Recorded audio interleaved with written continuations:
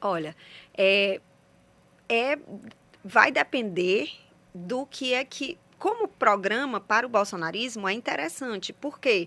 Porque os candidatos se comunicam. Então, eles todos defendem as mesmas ideias, os mesmos programas, porque, do ponto de vista ideológico, né, eles estão mais alinhados. Então, ok, fazer essa campanha articulada facilita, inclusive, para esse espraiamento, para essa possibilidade do Bolsonaro se movimentar, inclusive, nesse espaço, quando estiver aqui, etc. Uma coisa que eu acho sempre bom lembrar é que, quando foi na eleição de 20, essa oposição, Capitão Wagner, Eduardo Girão e esse grupo, né, mais alinhado ao bolsonarismo, eles comemoraram muito o seu avanço em várias cidades, né, que inclui Maracanã, Sim, tinha sido o melhor desempenho da Juazeiro e oposição tal, até exatamente. então, São Então, Gonçalo, isso, Caucaia. Caucaia, que depois foi o maior plot twist de Sim, na São todos, né? Gonçalo, acho que São Gonçalo e Caucaia, porque São Gonçalo, o prefeito foi pro Exato. PT, né? Saiu do PROS lá do lado do Capitão Wagner e foi pro PT. Exatamente. E aí, então, acho assim, que a estratégia casada,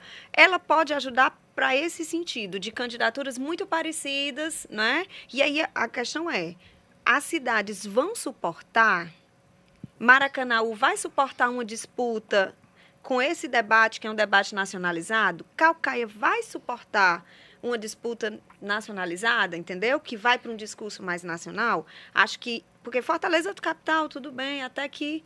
Mas essas outras cidades, apesar da sua relevância, têm dinâmicas particulares muito próprias desses municípios, né? Ainda que se comuniquem muito com Fortaleza.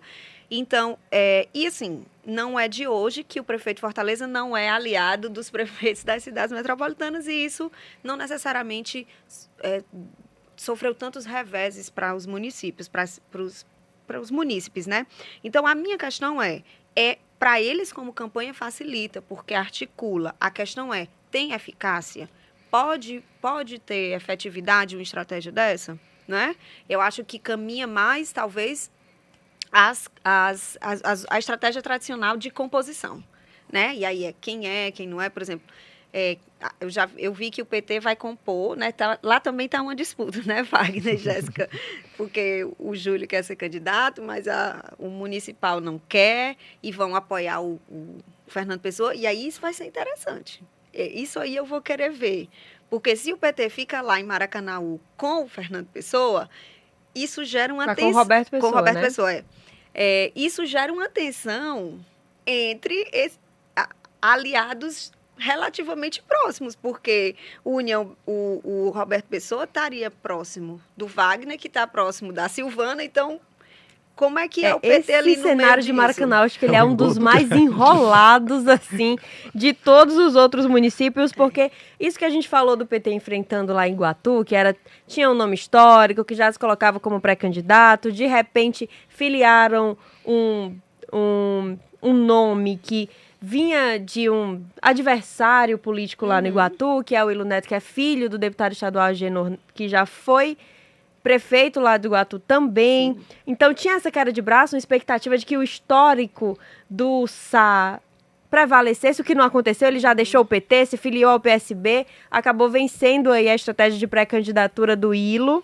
por lá. Em Maracanaú, havia uma expectativa de que essa queda de braço privilegiasse o deputado estadual Júlio César, que foi líder do Camilo na Assembleia e tudo, mas é recém-filiado ao PT, e lá ele não conseguiu fazer essa virada de mesa, né? Realmente, de certa forma, quando a gente para pensar que as 3 pré-candidaturas em cada canto, elas vão estar batendo nas mesmas temáticas, são eleitorados que se comunicam, estão ali entre os municípios, trabalham, têm familiares e discutem.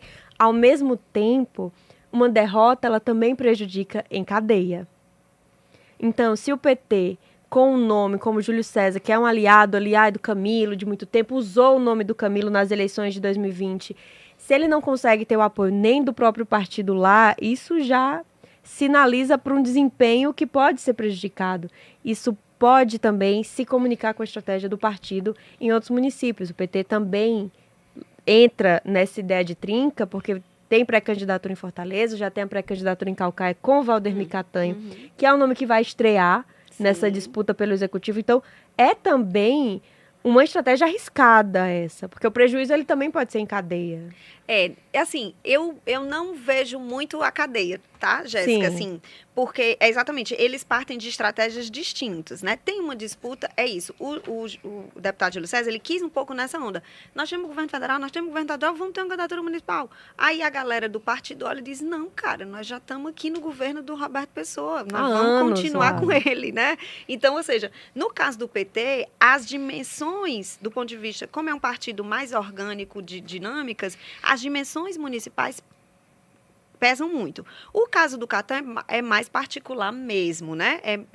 Porque, de fato, ele não é uma decisão do PT de Caucaia. É uma decisão deste grupo político, a partir da decisão do Vitor Valim de não concorrer à reeleição, né? E aí o grupo aliado ao ex-governador Camilo Santana, que se tornou a grande liderança de todas as costuras, o caso do Ilu Neto e todas as demais, né, também passam por esse lugar, escolhem o Catanho.